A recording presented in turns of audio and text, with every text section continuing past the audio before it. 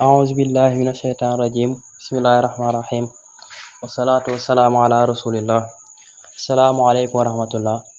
Mbokk mi day laaj lan mooy waral sangu farata. Sangu farata ana lan moo koy waral, te liy waral sangu farata bu la dalee est-ce que am na leneen loo mën a toxal lu mën a wuutal sangu farata gi, ndax am na leneen lu mën a remplacer sangu farata. Mbokk mi loolu lay laaj. Wasalaamaaleykum wa rahmatullah. yim ñoo ko dékkandoo ci li mbokk mi laaj.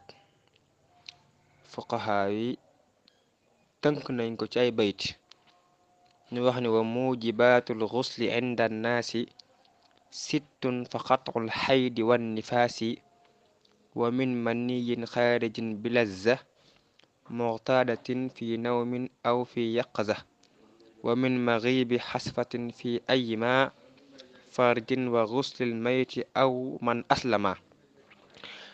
ñu wax ni lii waral sangu farata juróom benn mbir la.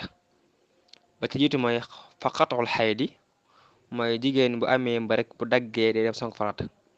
ñaare ba mooy nifaas, mooy deretu gësen, ki am doom ba deret di seet day sangu farata mooy ñaar.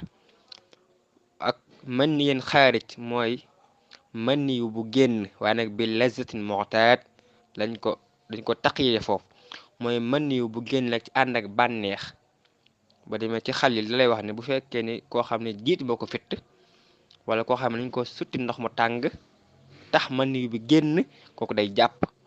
waaye mën yi bi ñu wax mooy koo xam ni dafa génne ànd ak bànneex buñ ko baaxoo xam, moo xam ci nelaw la moo xam ci yeewu la. ak maxi bi xasafa, ak fàddu pëy, maanaam awra góor bu tàbbee ci pay fii ay maa farjin, moo xam awra bu jigéen bu mu mën a tàbbi bu mu mën a doon, moo xam kuy dund la moo xam kuy dee la, day war a sangu farata. kon góor la fait que rek awra am tàbbi na ci awra jigéen ala kulli xaal da koy war a sangu farata. wa xuslul mayti, ak nit bu faatoo dañ ko sang, mu nekk juróomeel bi ko jeexal mooy waman aslama, ak nit bu tuubee nekk islaam dañ koy day sangu farata. wallahu taala alam.